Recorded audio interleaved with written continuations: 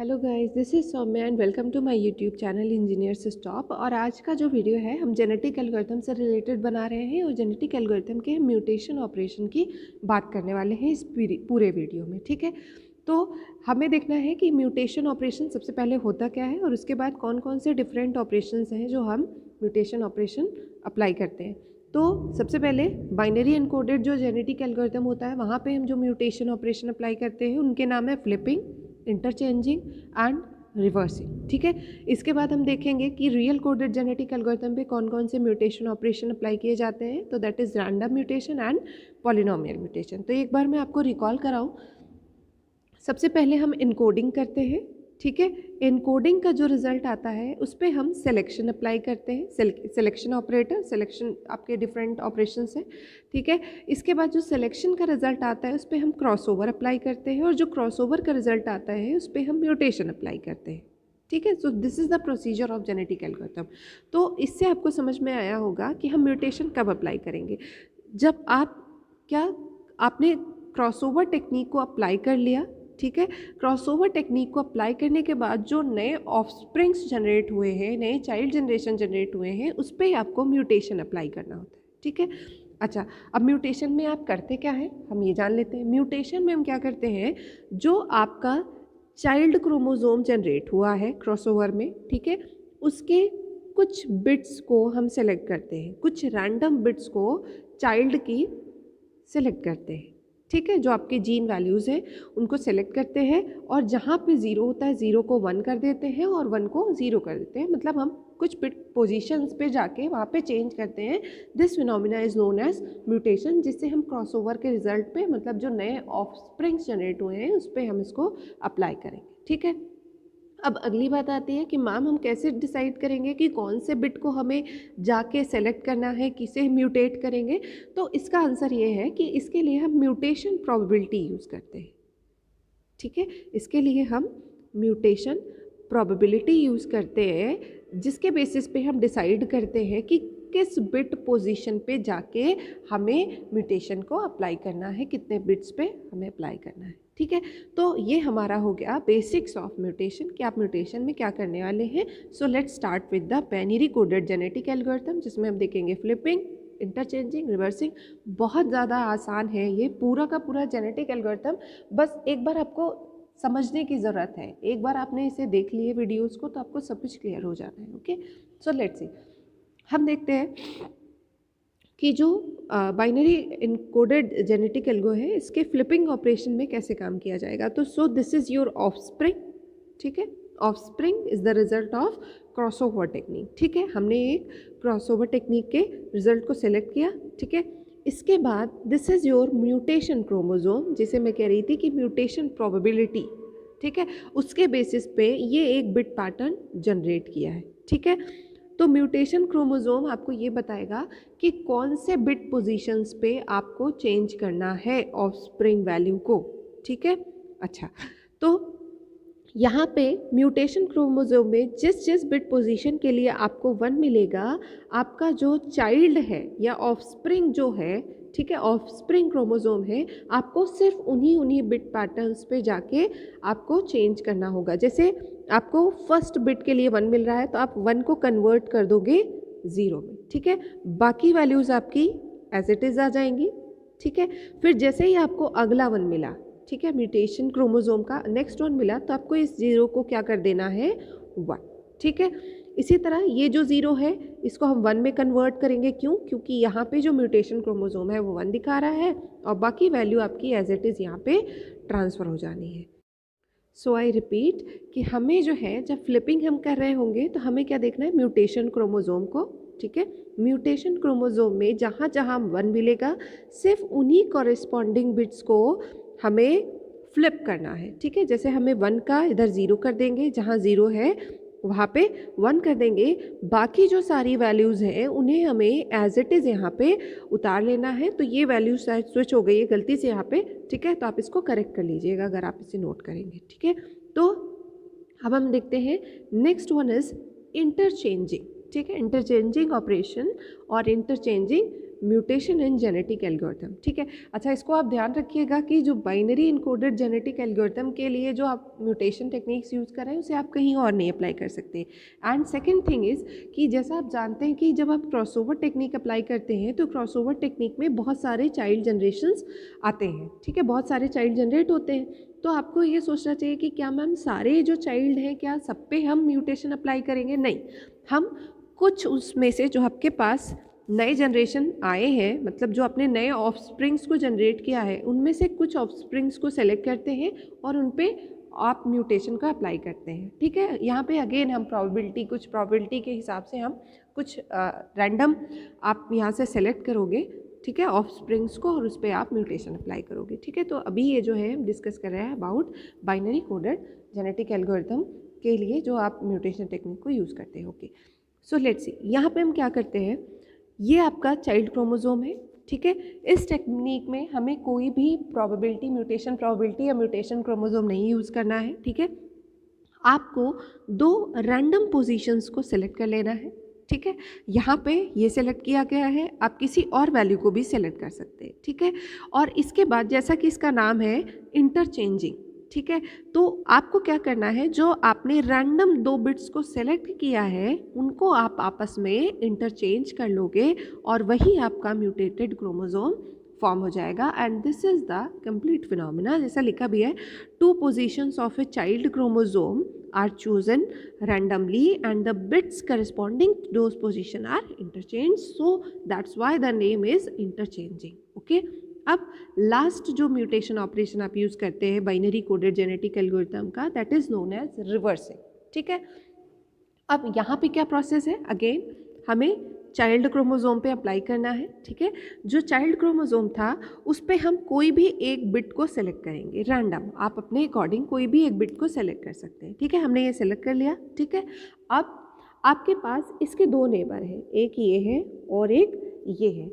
आपका काम है कि आप इन दोनों में से किसी एक नेबर को आप क्या कर दोगे, रिवर्स कर दोगे, मतलब 0 है तो 1 कर दोगे, 1 है तो 0 कर देंगे, ठीक है। तो आपके पास 2 म्यूटेटेड क्रोमोसोम बन सकते हैं, एक जो मैंने एग्जांपल में दिखाया है, मतलब हमने ये वाली बिट को चेंज किया है, देखिए, और दूसरा आप क्या कर सकते हैं, आप इसको एज इट इज़ रहने दें और इसको आप चेंज कर दें, ठीक है। तो इसका कंसेप्ट क्या है कि आपको चाइल्ड क्रोमोसोम का एक पर्टिकुलर बिट को सेलेक्ट करना है, ठीक है। इसके बाद इसके जो 2 नेबर्स हैं उनमें से किसी एक नेबर के वैल्यू को आपको रिवर्स कर देना है, that's why it is known as reversing mutation, ठीक है। तो हमने 3 म्यूटेशन टेक्निक देखे बाइनरी इनकोडेड जेनेटिक एल्गोरिथम में। आप 3 म्यूटेशन अप्लाई कर सकते हैं, reversing, okay, and interchanging and flipping, ठीक है। और एक चीज़ मैं आपको और बता दूं, ये जो म्यूटेशन एंड क्रॉसओवर ऑपरेशंस होते हैं, both operations are reproduction steps, मतलब ये कुछ नए चाइल्ड को जनरेट करेंगे, तो मतलब ये जो म्यूटेटेड क्रोमोसोम है ये भी तो एक कुछ नई वैल्यू ही जनरेट होकर आ रही है, ठीक है। तो अब हम देखते हैं mutation operations of real coded genetic algorithm. तो यहाँ पे क्या क्या है, यहाँ पे है आपके पास पॉलिनोमियल म्यूटेशन, ठीक है, और इसके बाद आपको मिलेगा रैंडम म्यूटेशन, ठीक है। ओके, सो 1 सेकेंड, पॉलिनोमियल का जो एग्जाम्पल है वो थोड़ा सा आगे पीछे हो गया, तो मैं इसको एक्सप्लेन कर दूंगी, डोंट वरी। तो पहले जो सिंपलेस्ट वन है हम इसको देख लेते हैं, ओके। तो पहले हम देखते हैं रैंडम म्यूटेशन आप कैसे अप्लाई करोगे, ठीक है।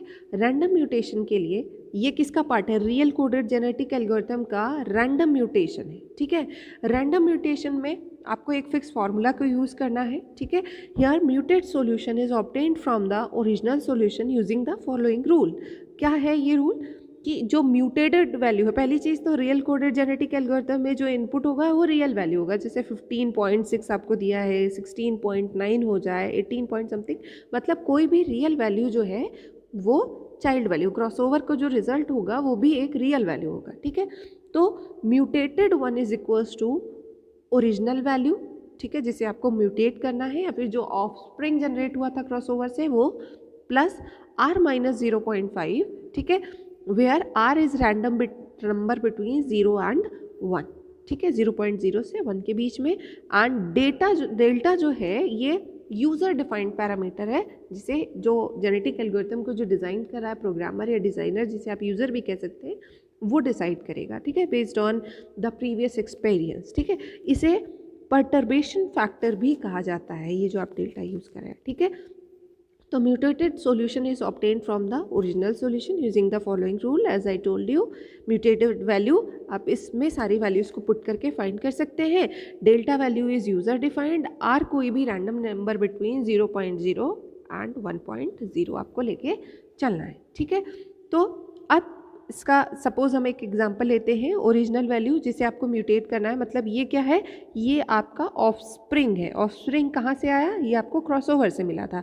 क्रॉसओवर ने रिजल्ट जनरेट किया 15.6, आपने रैंडम नंबर आर लिया 0.7, ठीक है। डेल्टा इज 2.5 जो प्रोग्रामर ने डिफाइन किया है, जो फिर जेनेटिक एल्गोरिथम को डिज़ाइन कर रहा है, ठीक है, किसी प्रॉब्लम के लिए उसने डेल्टा की वैल्यू को 2.5 किया है। तो इस हिसाब से हमने जब पी परम्यूटेड वैल्यू निकाली, ठीक है, परम्यूटेड वैल्यू जब आप फाइंड करोगे तो आंसर आपको मिलेगा 16.1। सो दिस इज़ वेरी सिंपल, आपको इनपुट्स दिए जाएंगे, आपको फॉर्मूला पता होना चाहिए, आप उसके लिए परम्यूटेड वैल्यू को फाइंड कर सकते हैं। Okay, so let's see the next mutation technique of real coded genetic algorithm. तो ये है हमारा पॉलिनोमियल म्यूटेशन, ठीक है। तो यहाँ पे कुछ स्टेप्स को हमें फॉलो करना है, ठीक है। So it is a mutation operation based on polynomial distribution, okay. So सबसे पहले first step is to calculate a random number R between 0.0 and 1.0, this is first point, ठीक है।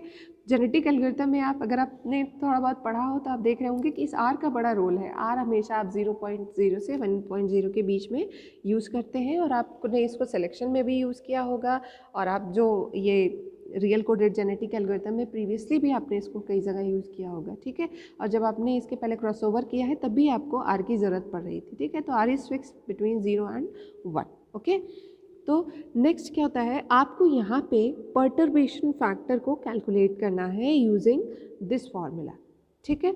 आपको ये जो लेम्डा है इसको आपको कैलकुलेट करके जनरेट करना है। वहाँ पे परटर्बेशन फैक्टर जो था हम डिसाइड कर रहे थे, वो जो प्रोग्रामर डिफाइंड था या फिर यूज़र डिफाइंड था, यहाँ पे आपको इसे कैलकुलेट करना होगा, ठीक है। तो हमने इस फार्मूला का यूज़ करते हुए लेम्डा की वैल्यू को फाइंड कर लेना है, ठीक है, जहाँ पे Q is a exponent decided by user, ठीक है। जहाँ पे जो ये Q वैल्यू आप यूज़ कर रहे हो बार बार Q+1 Q+1, ये आपका आप अगेन कह सकते हो it is defined by user और it is defined by the programmer और person who is designing the genetic algorithm for particular problem, okay.